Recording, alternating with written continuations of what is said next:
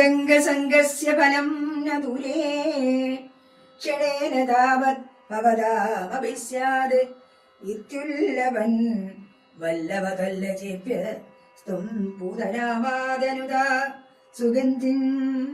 എന്റെ അംഗവുമായി ഉണ്ടായവർക്ക് അതിന്റെ ഫലം കാലം കഴിഞ്ഞല്ല, ഉടനടിയാണ്, അപ്പൊ തന്നെ കിട്ടുകയാണ് എന്ന് ഗോപശ്രേഷ്ഠന്മാരെ അറിയിക്കുന്നതിനായിട്ടാണ് നിന്തിരുവടി പൂതനയെ സുഗന്ധിയാക്കിയത്.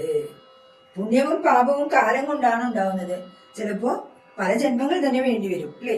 പക്ഷെ ഭഗവാന്റെ സ്പർശം ഏറ്റ പൂതനയ്ക്ക് ഭഗവാൻ ഉടൻ തന്നെ ഫലം ഉണ്ടാക്കി കൊടുത്തു.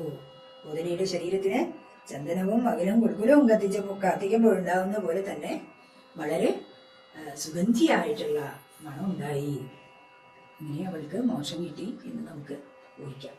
മദംഗസംഗസ്യ ഫലം ന ദൂരേ ക്ഷണേന താവത് ഭവതാമപി സ്യാത് ഇത്യുല്ലഭൻ വല്ലഭതല്ലജേഭ്യ ത്വം പൂതനാമാദനുതാ സുഗന്ധിം.